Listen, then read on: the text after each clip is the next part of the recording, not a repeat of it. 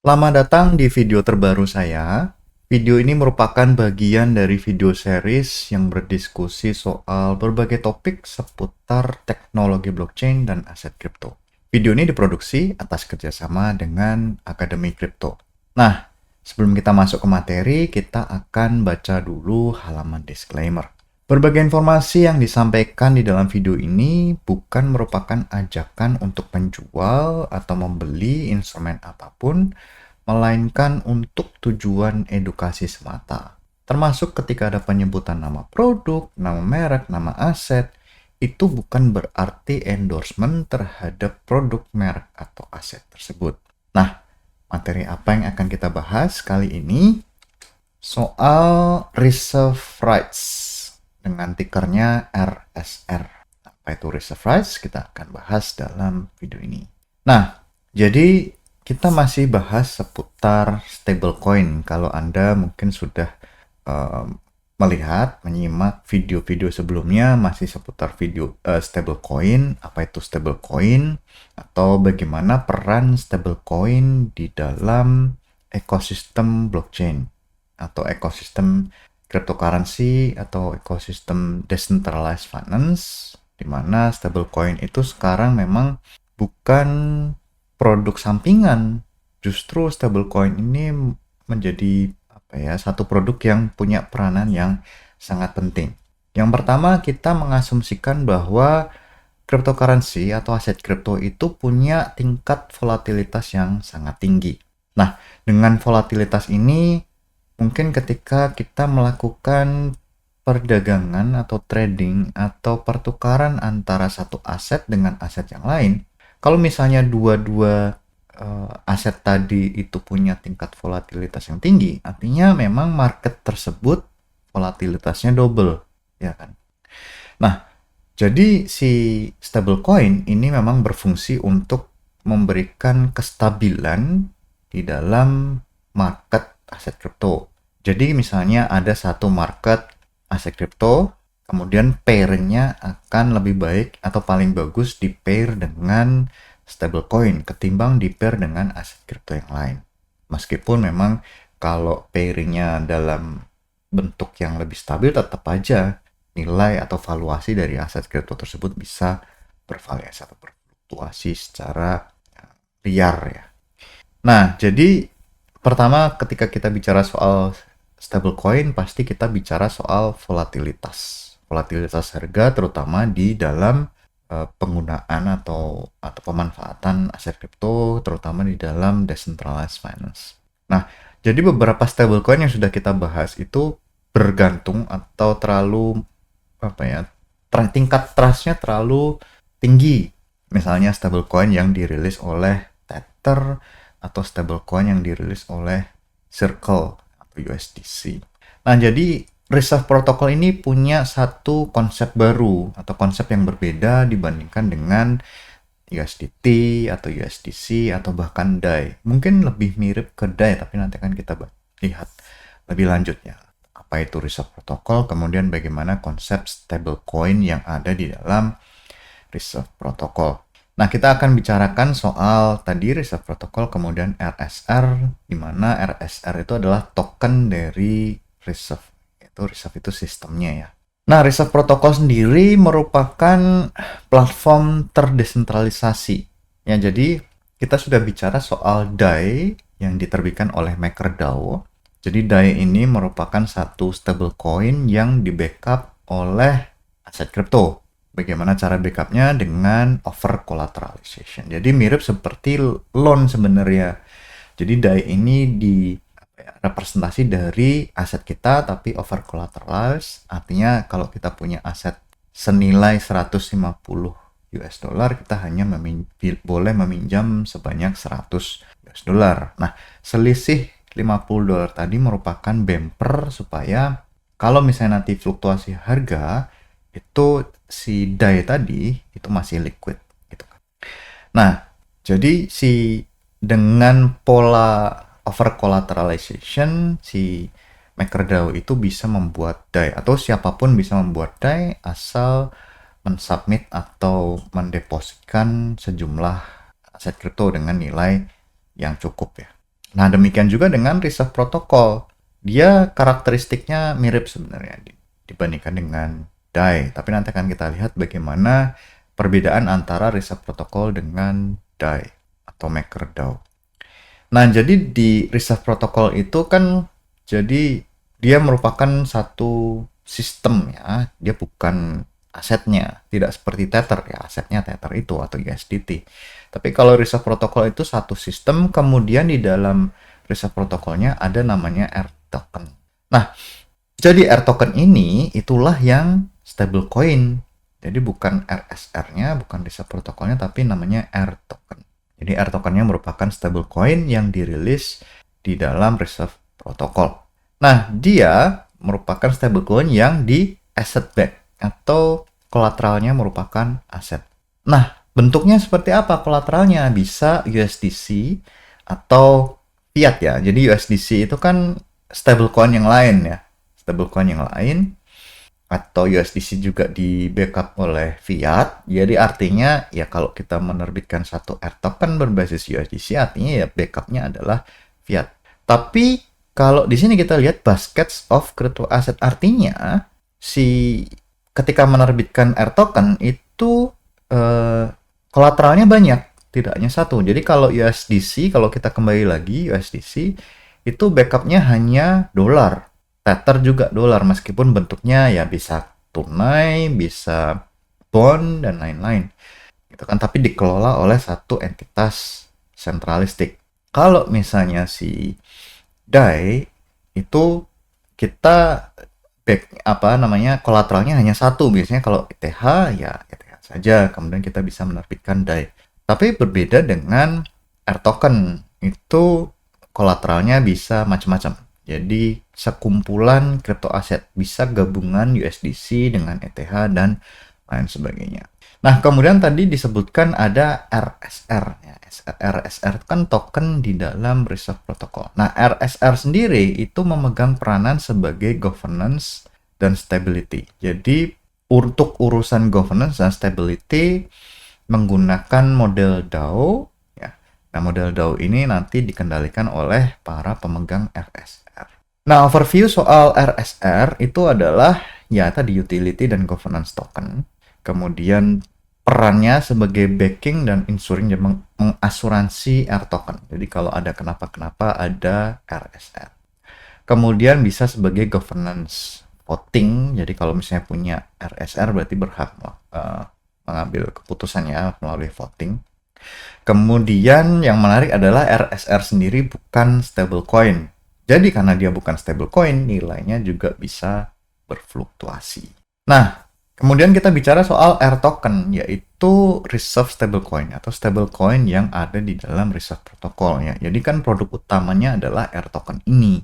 Nah, konsepnya mirip seperti DAI, jadi dia harus over collateralized stablecoin. Jadi kalau misalnya kita mau mendapatkan 100 DAI senilai 100 atau 100 DAI, kita harus deposit 150 dalam bentuk misalnya ETH atau lain-lain. Misalnya seperti itu. Nah, kalau si R token itu bisa macam-macam. Ya, ada R tokennya bentuknya AUSD, ada ETH plus gitu kan. Kemudian masing-masing jenisnya, misalnya AUSD itu kolateralnya macam-macam ya, akan jadi basket ya, sekumpulan dari kolateral atau sekumpulan dari aset kripto. Kemudian policy atau kebijakan dari stablecoin tadi juga berbeda-beda tergantung dari produknya, itu kan yang ditentukan nanti oleh si governance. Kemudian yang menarik adalah semua orang bisa menciptakan satu R token baru.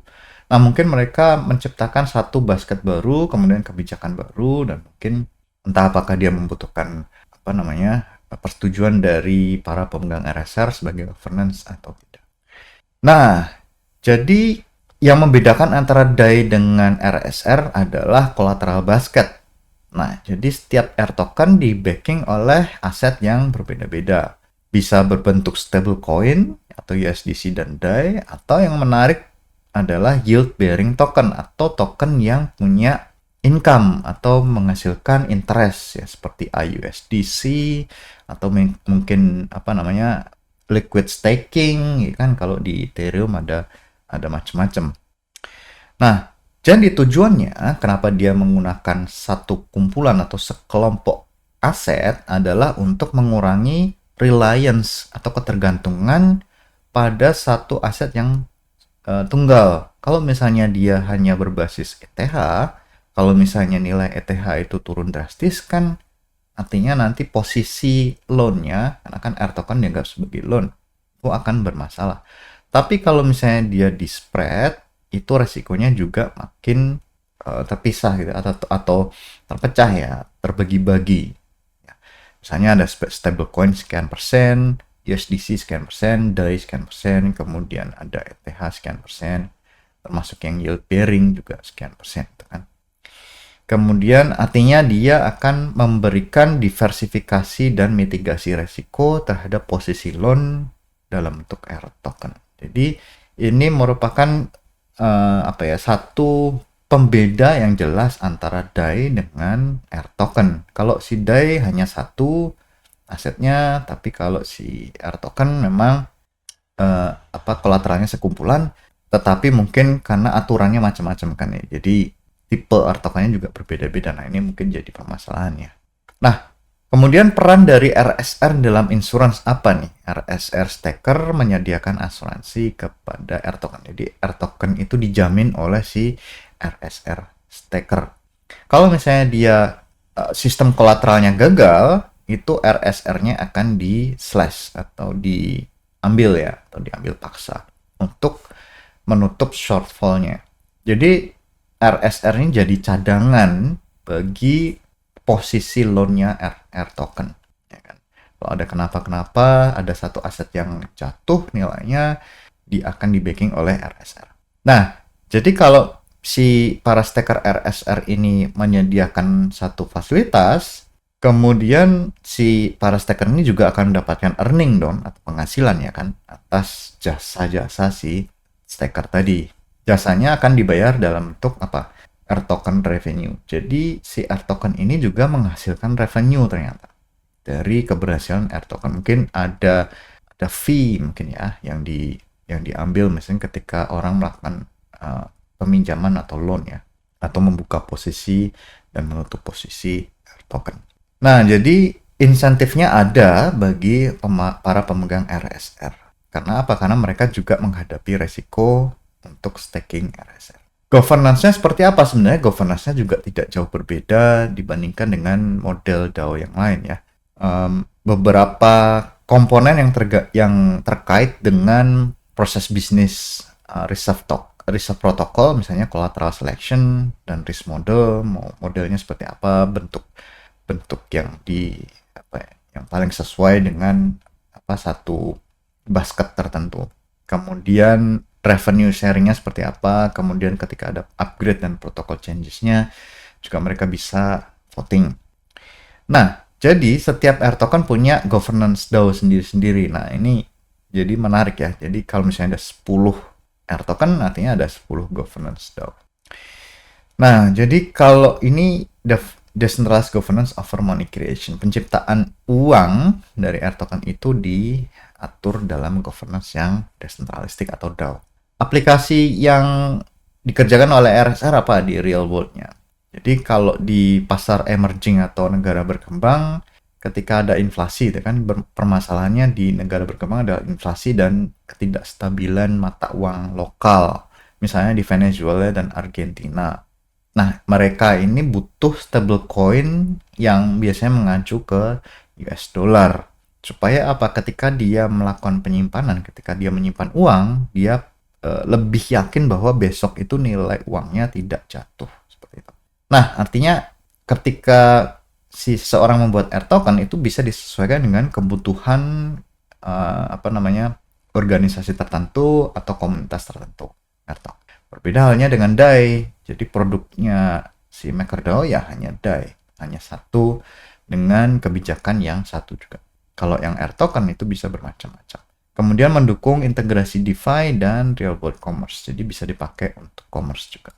Nah, kalau kita lihat tokenomics cepat saja itu supply-nya 100 miliar, kemudian bisa jadi inflationary atau deflationary, kemudian supply-nya di burning ketika valuasi dari R tokennya meningkat.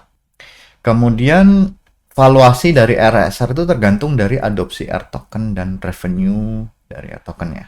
Kalau kita bandingkan antara reserve protokol dengan stablecoin yang tradisional atau USDT dan USDC, itu backingnya misalnya terutama ya. Kalau reserve protokol kan tadi ada crypto basket atau sekumpulan dari aset kripto, sementara kalau USDC dan USDT itu uang fiat, bentuknya macam-macam, bisa cash, bisa bond, dan lain sebagainya. Kalau governance, reserve protocol itu decentralized, sementara USDC dan USDT centralized. Kalau transparansi, reserve protocol itu on-chain, mirip seperti DAI, sementara kalau USDC, transparansinya ya terbatas dengan model auditing tradisional ya, seperti perusahaan biasa. Profil resikonya, reserve protocol memang fokusnya untuk diversifikasi resiko, sementara kalau USDC hanya bergantung pada satu mata uang, yaitu si US dollar. Nah, jadi keunggulan dan tantangan dari RSR, kalau keunggulannya dia on-chain, decentralized, kemudian ada kolateral ya, kemudian juga bermacam-macam, kolateralnya tidak hanya satu, kemudian stable asetnya bisa dikustomisasi. Apakah nanti dalam bentuk regulasi kebijakan dari R token, kemudian dari tipe kolateralnya seperti apa, kemudian mungkin fee-nya juga berapa, itu bisa dikustomisasi. Tantangannya desanya masih kompleks, ya, kemudian volatilitas dari token RSR juga patut diperhatikan. Kemudian user education, promosi juga mungkin karena reserve rate belum terlalu banyak dipakai ya di komunitas tertentu.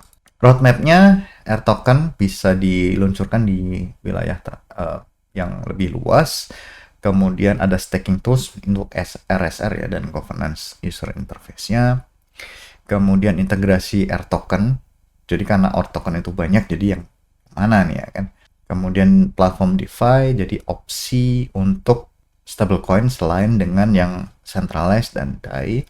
Kemudian untuk meningkatkan komunitas dan regular liquidity hub. Nah, sampai di sini, summary, kita sudah bicara soal reserve protocol, kemudian kita bicara soal bagaimana RSR itu memberikan fasilitas governance dan asuransi terhadap R token, kemudian memfokuskan pada long term monetary stability, dan satu model yang unik, sebenarnya bukan satu-satunya decentralized, karena kita tahu DAI, kemudian yang membedakan adalah bagaimana si kolateral tadi dipecah-pecah ke dalam berbagai set. Sampai di sini video kita kali ini, sampai jumpa di video berikutnya. Terima kasih.